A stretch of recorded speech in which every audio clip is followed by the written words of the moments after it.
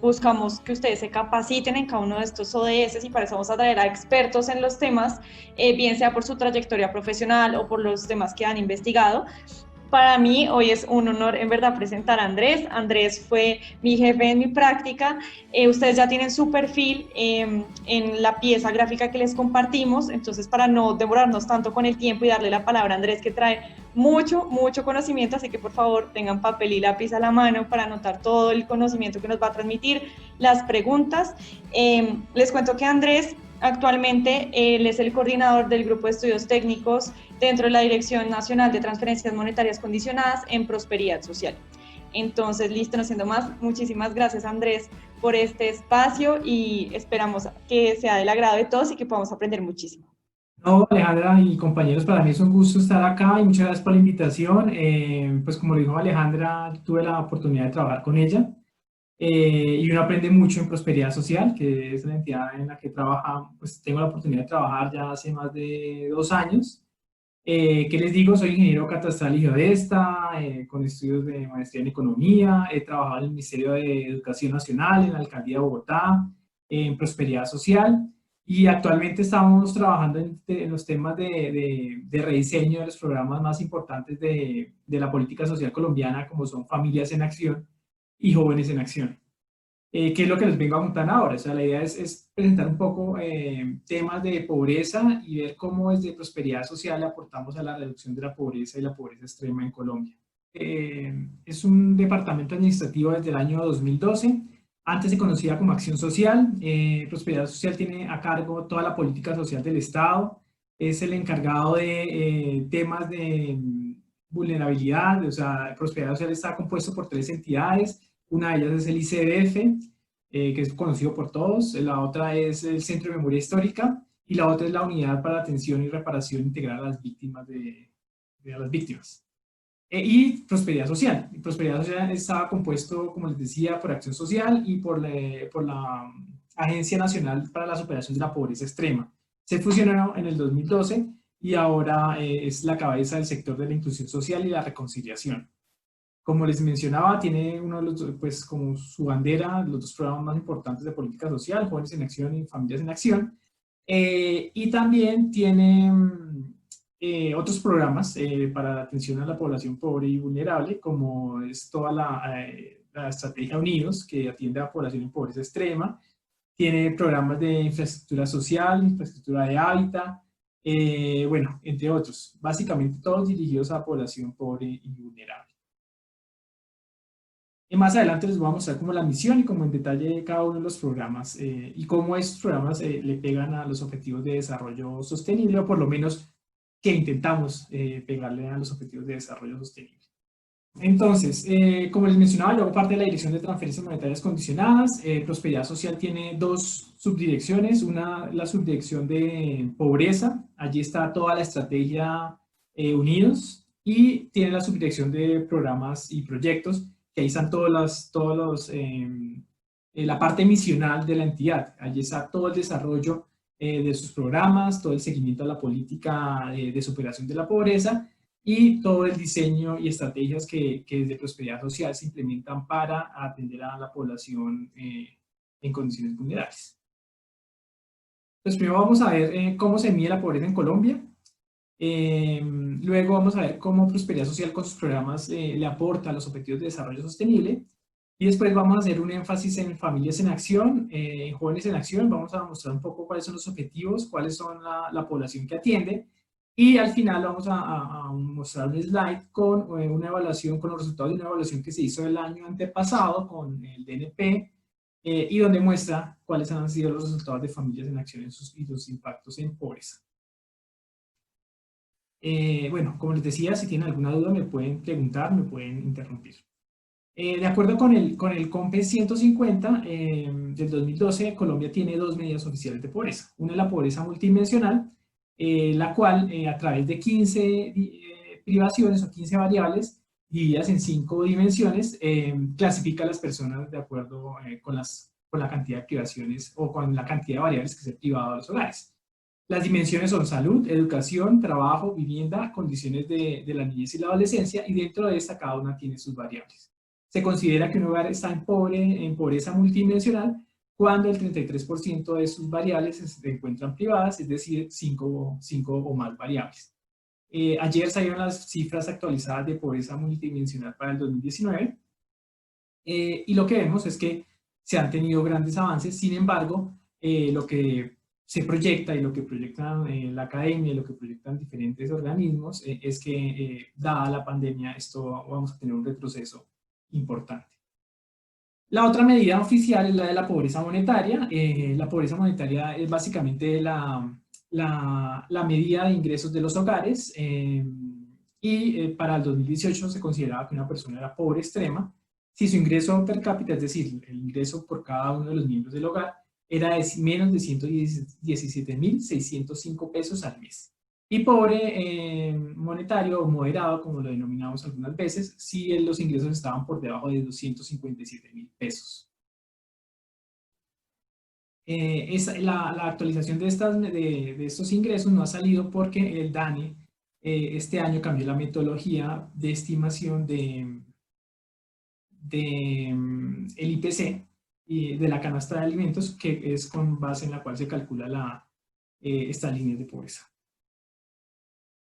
Bueno, en cuanto a pobreza monetaria, aquí vemos dos gráficos. ¿Puedo hacer una pregunta antes de pasar? Claro que sí. Sí, señor. Sobre esas estimaciones del cambio de la canasta básica, ¿se cree que va a aumentar o va a disminuir? Es decir, las personas, tal vez entre más gente, pues más gente va a estar como por debajo de la línea de pobreza y pobreza extrema, o se estima que sean más las personas que salgan de ahí. Lo que creemos nosotros es que va a ser, pues digamos, va a mantener la tendencia. Como vemos en las gráficas que están acá, la tendencia ha sido a la baja desde el 2010. Creemos que lo que se va a actualizar es la metodología y la canasta, y eso no afectaría como que vamos a tener, o digamos, como que vamos a sacar o a meter pobres dada el cambio de metodología. Sin embargo, pues todavía no han publicado los resultados. Ya cambiaron, digamos, ya no mostraron la metodología, pero el resultado como tal no lo han sacado, no lo han mostrado. Bueno, entonces, como vemos en el gráfico de la parte derecha, de que dice pobreza monetaria, derecha de sus pantallas, vemos que, como les decía, la evolución de la pobreza monetaria ha venido disminuyendo. Sin embargo, vemos que ya durante los últimos años eso se ha estancado, ¿no? Esto puede estar asociado a muchos factores, temas de caídas en los precios de petróleo, bueno, muchas cosas pueden afectar la pobreza, esta pobreza que es la pobreza monetaria, y la cual es directa con los ingresos del hogar, se mide directo con los ingresos de los hogares. Entonces vemos que en la cabecera, en la línea azul clarita representa la cabecera o la zona urbana. Entonces teníamos una pobreza en el 2010 de 33,3%, en el 2018 fue 24,4%, eso representa más de 10 puntos porcentuales. Mientras que en la línea azul más oscura representa la zona rural, teníamos una pobreza en el 2010 de 49,7% y en el 2018 de 36,1%.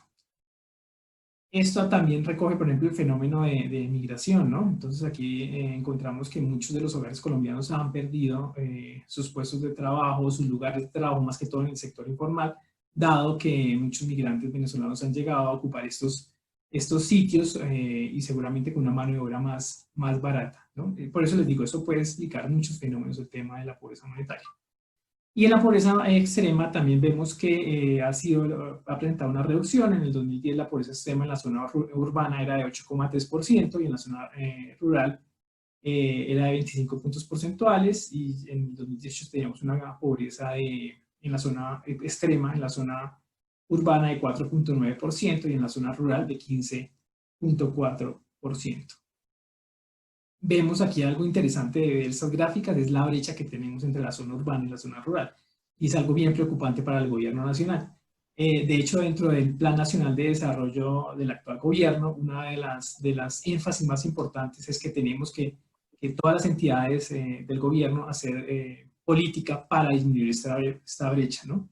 Vemos, por ejemplo, el caso de la pobreza extrema, la brecha es de 10 puntos porcentuales, de 10,3 puntos porcentuales o más, que es muy preocupante, ¿no? Hay territorios muy rezagados y como gobierno nacional estamos encaminados, o todas las políticas, todos los ajustes que hagamos a los programas tienen que estar encaminados a reducir esa brecha.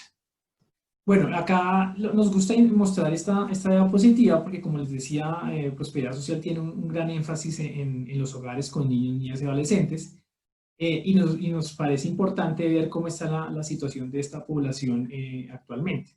Entonces, en Colombia tenemos 16.600.000 hogares aproximadamente. De esos, 8 millones cerca de 8 millones tienen niños menores de 18 años. Y de estos niños, de estos 8 millones de hogares con niños menores de 18 años, 2.5 millones de hogares son pobres y 657.000 hogares son pobres extremos. Esto ya nos muestra la situación, cómo es tan complicada en hogares pobres con niños. Y analizándolo por ciclo de vida, por curso de vida en cada uno de estos hogares donde hay presencia de niños, vemos que el problema es mucho más complicado en aquellos hogares donde tienen niños en infancia y en adolescencia. Entonces tenemos que 2.095.000 niños, que representan 1,4 millones de hogares, son pobres, y 640.000 niños, que representan 423.000 hogares, son pobres extremos. Al final tenemos que 6 millones de niños, niñas y adolescentes son pobres y 1.700.000 niños son pobres extremos. Bueno, frente al tema de pobreza multidimensional, eso es una medida relativamente nueva.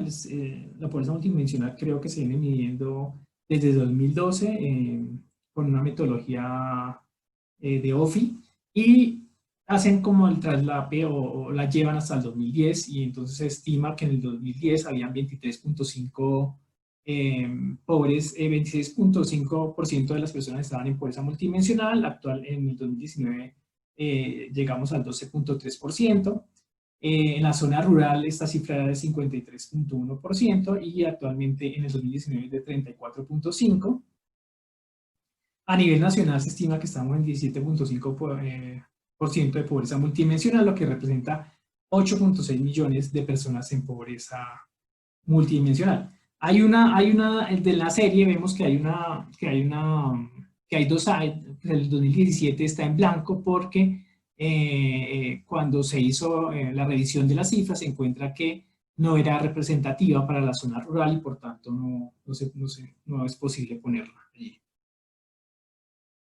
Como les mencionaba, la pobreza multidimensional está medida en 5 dimensiones con 15 variables. Entonces tenemos la dimensión de educación con las variables que la componen, es alfabetismo y bajo logro educativo. Actualmente tenemos que 1.1 millones de hogares están privados en analfabetismo, 2.1 millones de hogares están privados en bajo logro educativo.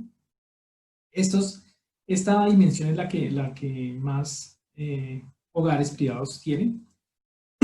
Perdón. Después sigue la dimensión de niñez y juventud. En esta dimensión tenemos variables como barreras de acceso a servicios de primera infancia, inasistencia escolar, rezago escolar y trabajo infantil. Tenemos la dimensión de trabajo y generación de ingresos. Dentro de esa dimensión, tenemos las variables de desempleo de larga duración y trabajo informal. Trabajo informal es un problema complicado en Colombia y vemos que 2.2 millones de hogares están privados en esta variable. Tenemos la dimensión de salud, la cual tiene las variables de sin aseguramiento en salud y barreras de acceso al servicio de salud. Y finalmente tenemos todo lo que tiene que ver con vivienda y servicios públicos, dentro de las cuales tenemos las variables de sin acceso a fuentes de agua mejorada, materiales inadecuados de paredes, materiales inadecuados de pisos y inadecuada eliminación de excretas. Como les mencioné, en 2019 existían 8.6 millones de hogares pobres multidimensionales. Sin embargo, 615.000 personas salieron de la pobreza multidimensional. Ahora llegamos a lo que es prosperidad social. Prosperidad social, como les decía, es una entidad del sector es la entidad del sector de la inclusión social y la reconciliación, y es la encargada de diseñar, coordinar e implementar las políticas públicas para la superación de la pobreza y la equidad. ¿Cuáles son los programas que tiene? Tenemos programas de transferencias monetarias condicionadas como Familias en Acción y Jóvenes en Acción, y a partir del 4 de julio tenemos todos los programas de transferencias monetarias no condicionadas. El gobierno nacional, en el marco de la pandemia, sacó el decreto 812 del 2020, en el cual le transfería todos los programas de transferencias monetarias a prosperidad social. Esos programas son Ingreso Solidario, Devolución del IVA y Colombia Mayor. Ingreso Solidario, como saben, fue un programa que sacó el gobierno nacional para atender a la población en el marco de la pandemia del COVID-19. Y los demás, pues es devolución del IVA, es un programa también nuevo que se está dando como compensación por el impuesto a las ventas que pagan los hogares más pobres y vulnerables, teniendo en cuenta que el IVA es un impuesto considerado que es regresivo. Tenemos toda la estrategia unida, que es un eje articulador de la oferta del Estado dirigido a los pobres y pobres extremos. Lo que hace es buscar mejorar las condiciones de los hogares, hacer todo un proceso de caracterización, y a partir de ese proceso de caracterización se prioriza la oferta de todos los demás programas y en general de todas las entidades a estos hogares. Tenemos programas de infraestructura social y de hábitat. Allí lo que se hace es mejorar esas variables que veíamos en la diapositiva anterior de pobreza multidimensional, como acceso a agua, acceso a paredes, pisos, mediante infraestructura social. Infraestructura de hábitat, pues tenemos todo lo que, perdón, al revés. Infraestructura de hábitat es esta que les estaba mencionando, infraestructura social es todo lo que tiene que ver con dotación de parques, con pavimentación de vías, adecuación de plazas de mercado, bueno, entre otras. Y tenemos toda la línea de generación de ingresos, en el cual tiene como objetivo el aumentar el ingreso de los hogares y disminuir la inseguridad alimentaria. Allí tenemos programas como emprendimientos colectivos, Familias en su Tierra, que es un programa dirigido a población en condición de desplazamiento, IRACA, que es un programa dirigido a población indígena, Mi Negocio, RESA, que es un programa de seguridad alimentaria, y Empléate, que es un programa para jóvenes que intenta ubicar tanto los jóvenes desde el lado de lo que estudiaron, mejor dicho, de la formación de los jóvenes que salen en Jóvenes en Acción, desde su formación, desde lo que quieren en el sector que se quieren desenvolver, con la oferta que hay de trabajo de algunas entidades, tanto estatales como privadas. Lo que hace es unir tanto oferta y demanda y procurar que estos jóvenes no solo consigan trabajo, no solo se empleen, sino también se mantengan. Entonces, a través de talleres de habilidades para la vida, lo que hacen es generar condiciones en estos jóvenes para que puedan mantenerse y permanecer en sus trabajos.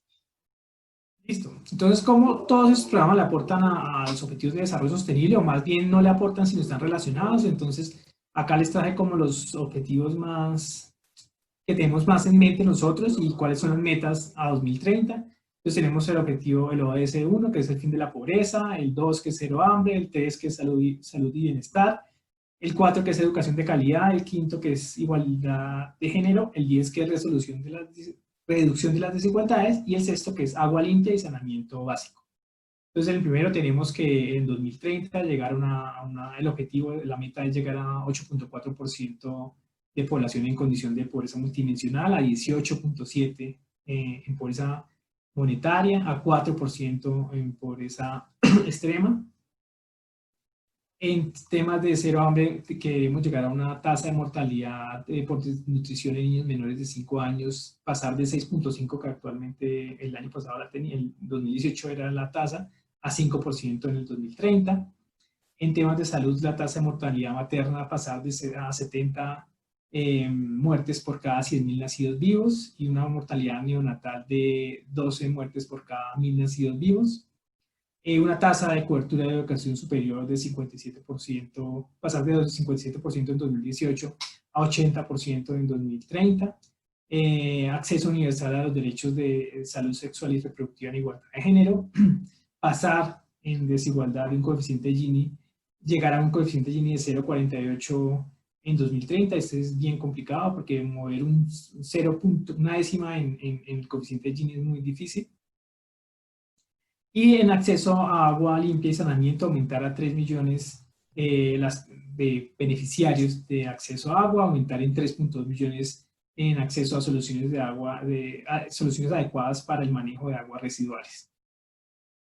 ¿Lo estamos haciendo? No, lo estamos haciendo. No sé la magnitud, digamos, no sé, cada vigencia, mejor dicho, que empezamos, cada nuevo año que empezamos, tenemos unas metas que son ambiciosas. Sin embargo, no podemos desligarnos de las realidades territoriales. Como les decía, uno de los principales objetivos de este gobierno es llegar a las poblaciones más rurales y más pobres, en donde seguramente es mucho más fácil llevar agua a un hogar pobre en Bogotá que llevar agua a un hogar pobre de un municipio de Chocó, de un municipio de Amazonas, de un municipio de Ichá, pues porque las redes y todo lo que implica esto están más lejos, hay condiciones geográficas que son difíciles de sortear, pero pues la meta está y pues para eso estamos trabajando todos para poder cumplir con estas metas. Tenemos a Familias en Acción. Familias en Acción, como les decía, es un programa de transferencias monetarias condicionado directo a las familias en condición de pobreza extrema. Este busca complementar el ingreso de las familias para la formación del capital humano, la generación de movilidad social, el acceso a programas de educación media y superior y la contribución de la pobreza y pobreza extrema y la prevención del embarazo en la adolescencia, que es un nuevo objetivo del programa con una actualización o una modificación que se le hizo a la ley 1532, que salió en el 2019, y en la ley 1948 del 2019. Familia en Acción actualmente tiene 3 millones de familias inscritas, pero realmente activas tiene 2,5 millones, es decir, que reciben incentivos de forma periódica. Tiene 4 focalizadores, uno es SISBEN 3, otro es la Red Unidos, otros son familias desplazadas y otros son familias indígenas. Jóvenes en Acción es el otro programa. Es un programa que busca incentivar la formación del capital humano de la población joven en condición de pobreza y vulnerabilidad. Atiende población entre 16 y 24 años, sin embargo, este año estamos haciendo un ajuste y adaptándonos a la ley de juventud, que la ley de juventud considera a la población en juventud de 14 a 28 años, y eso lo que nos va a permitir es ampliar la cobertura del programa. Tiene unos objetivos específicos, que es incentivar la demanda por la educación en los niveles técnicos, tecnológicos y profesionales, incrementar el logro educativo de la población joven. Como veíamos, el bajo logro educativo es una de las variables de la pobreza multidimensional, aumentar la permanencia en el sistema educativo y fortalecer las habilidades de los jóvenes o las competencias transversales a través de un componente que se llama el componente de habilidades para la vida, y lo que buscamos es facilitar la inserción laboral y social de la población joven. Esto es el tema que les quería mostrar de la ruta de la superación de la pobreza. Como les mencionaba, teníamos programas separados, pero ahora se diseñó esta ruta que lo que permite es hacer un seguimiento a los hogares, desde que ingresa hasta que lo tenemos en una condición que nos permita decir, oiga, ese hogar salió de la pobreza. Entonces tenemos 3 etapas. Una es apropiación, la siguiente es cogestión y la siguiente es financiamiento. En la primera etapa lo que hacemos es llegar con la oferta social básica. ¿Cuál es la oferta social básica? Todos los programas de transferencias monetarias que se le puedan dar al hogar. Esto lo que va a hacer es que apoye el ingreso de los hogares, apoye el consumo de los hogares, se empieza a tratar un tema de educación para el ahorro y todo el tema de habilidades socioemocionales. En la parte de cogestión, a estos hogares ya se les dan temas de emprendimiento y de empleabilidad, entonces se clasifican los hogares dependiendo de cuál es su vocación. Entonces este hogar tiene vocación de emprendimiento, este hogar tiene vocación de empleabilidad, y se hace para que la oferta, de acuerdo a las condiciones del hogar, le llegue. Y a financiamiento es ver cómo hacemos para que esos hogares que ya están con emprendimiento o con empleabilidad y que ya tienen una oferta básica puedan sostenerse en la generación de ingresos sin necesidad del Estado. Una vez surte esto, pues ya podemos decir que el hogar tiene inclusión social, inclusión productiva, y creeríamos que sale la pobreza. Todo esto está articulado en una mesa que se llama la Mesa de Equidad, al cual el presidente le hace seguimiento con todos los ministros, y allí se articula toda la oferta y se determina cuál va a ser el objetivo para cada una de estas etapas de la ruta para la superación de la pobreza. Y finalmente, tenemos los resultados en disminución de la pobreza de Familias en Acción. Entonces, como les decía, Familias en Acción, en la última evaluación que se hizo en el año 2018, se encuentra que tiene un impacto en pobreza. Entonces reduce en 1,47 puntos porcentuales la probabilidad de que un hogar que pertenezca a Familias en Acción esté en pobreza multidimensional, en 4,38% puntos porcentuales en pobreza monetaria, y en 2,28 puntos porcentuales en pobreza extrema. Y aquí lo que mostramos es cómo ha sido este efecto por año, los efectos por año. Pues esto ya es un poco ver a lo largo de los recorridos. El programa Familias en Acción lleva cerca de 20 años, digamos, actuando en Colombia, pero la última fase se constituyó en el 2012, es decir, que llevamos cerca de 8 años en esta última fase. Y lo que nos muestra eso es cómo ha sido el impacto año a año.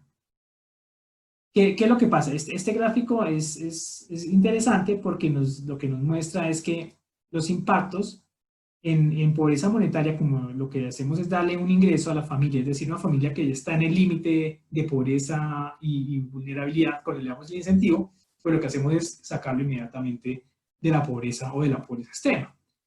Pero la pobreza multidimensional sí no es tan fácil de mover, porque yo para sacar a un hogar pobre, si no tiene, por ejemplo, piso adecuado y por eso está privado, pues tengo que hacerle el piso. Si tiene bajo logro educativo, pues tengo que mantener a los miembros de la familia un tiempo mínimo dándoles educación. Si le va a medir mi asistencia escolar, pues tengo que garantizar que el niño o la niña estén en los centros educativos. Entonces lo que nos muestra esa es, listo, usted puede mover la pobreza monetaria inmediatamente dándole la plata a la familia. Sin embargo, si quiere mover pobreza multidimensional, que es un tema más largo plazo y que genera más capacidades en los hogares, pues tiene que tener intervenciones mucho más largas con la familia. Porque ¿qué pasa? Cuando yo le quito el ingreso a la familia, si la familia no tiene condiciones, pues vuelve y cae a pobreza. Eso era todo. No sé, muchas gracias. ¿Tienen dudas, inquietudes? Espero haber sido lo más claro posible. Espero haber abarcado todos los contenidos y todas las expectativas que tenían acerca de la presentación.